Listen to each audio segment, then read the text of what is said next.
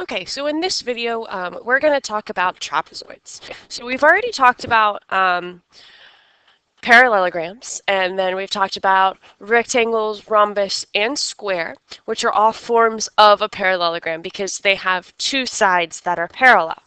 The trapezoid, on the other hand, is only going to have one pair of opposite sides that are parallel. These are going to be known as our bases. Okay, so our bases on this specific one are on the top and the bottom.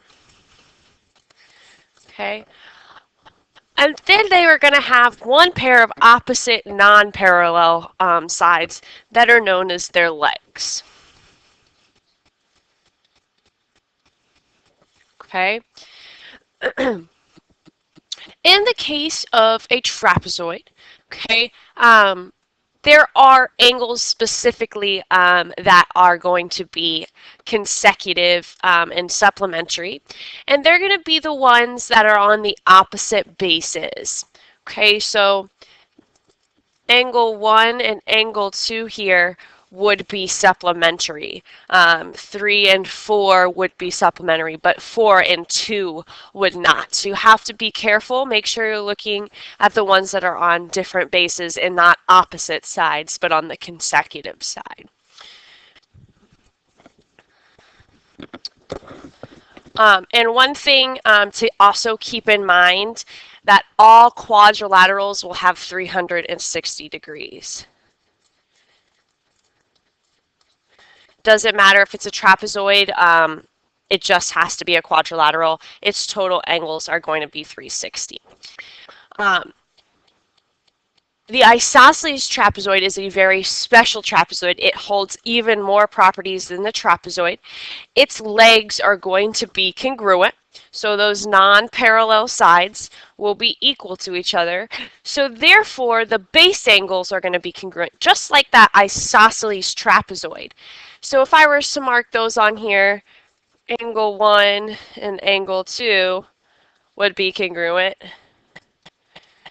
3 and 4 would be congruent. And 1 plus 3 would be supplementary. 2 plus 4 would be supplementary. 1 plus 2 would not be supplementary, they'd be congruent. Okay? Diagonals as well are going to be congruent here in the isosceles trapezoid. So they don't bisect each other like they do in parallelograms, but they are indeed congruent like the rectangle is. So please keep that in mind. I think that's one of the biggest properties that people forget about trapezoids. So remember, isosceles trapezoids will have diagonals being congruent. Please make sure you highlight and you star this because you don't want to forget it. Do whatever you need to do to not forget that property. The last bit on trapezoids is going to be with the median, okay? So the median is going to be the average of the two bases. So you're going to take base 1 and base 2, and you're going to add them together, and then you're going to divide by 2 to get that median, which is there in the middle. Okay? Or, if you need to find a base, 2 times the median will equal base 1 plus base 2. Okay, so this is to find the median, and this one is to find the base.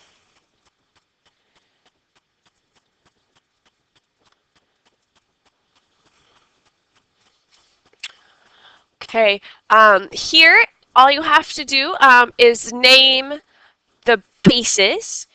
So I'm going to leave this part up to you.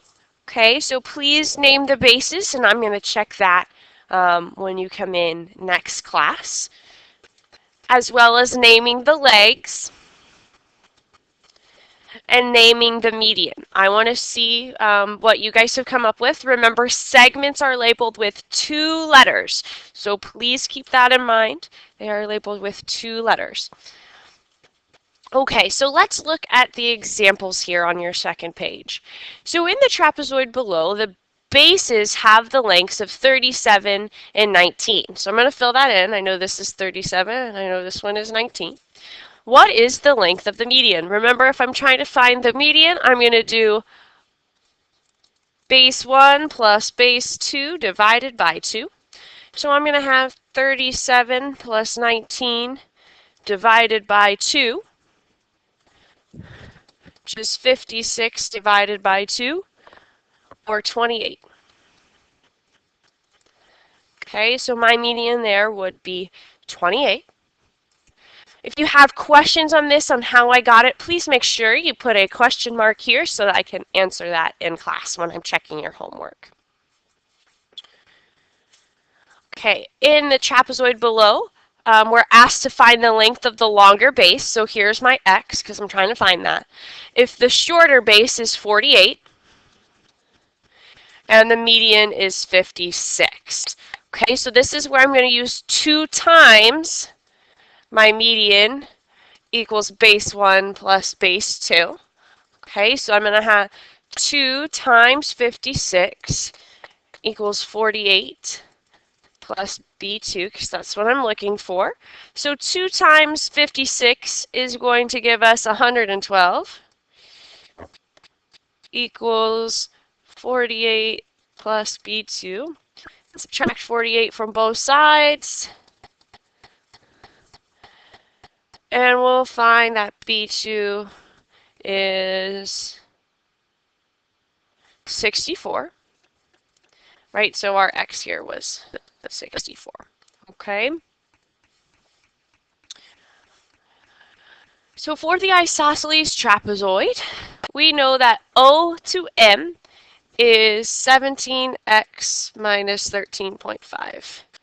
And E to H is 12x plus 14. We're asked to solve for x, OM, and EH. The key here is that it is an isosceles trapezoid. So O to M and H to E are going to be congruent because the legs are congruent. So all I have to do is set these pieces equal to one another and solve.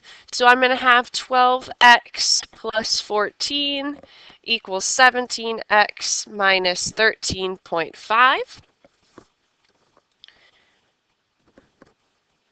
Okay, so I'm going to subtract the 12x to the other side. So I get 14 equals 5x minus 13.5. Add 13.5 to both sides.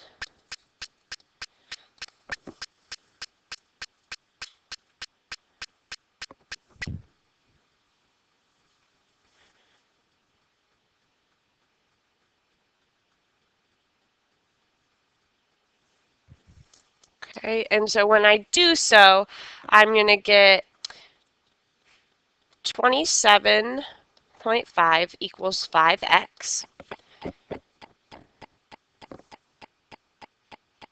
And then I have to divide both sides by 5. So x is going to be 5.5.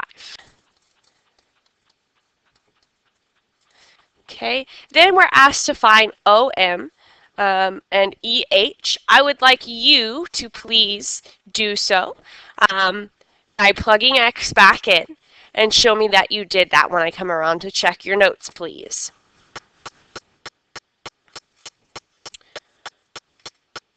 Okay, we have quadrilateral GHIJ is an isosceles trapezoid, so we're reminded that G to H is congruent to I to J. Okay, and that angle G is congruent to angle H. Oops.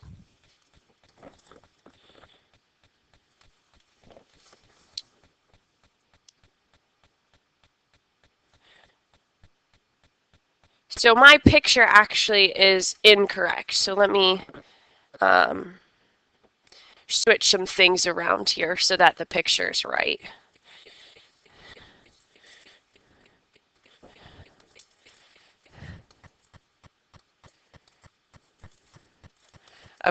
So angle G is congruent to angle H. There we go. Um, if we know that angle I is 65, then determine what angle G equals, what angle H equals, and what J equals. Remember, the base angles are going to be the same, so I and J would both be 65. And then to get G, all we have to do is subtract because they are supplementary.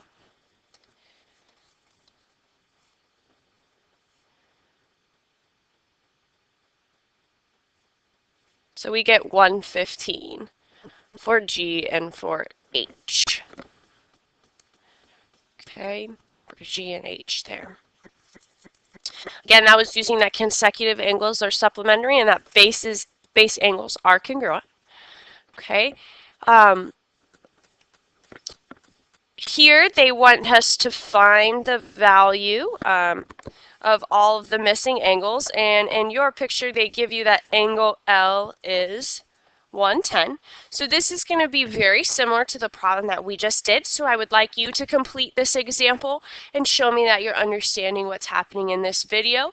Please still try. If you're not completely understanding it, do your best and put a question mark next to it so that I know to answer your questions.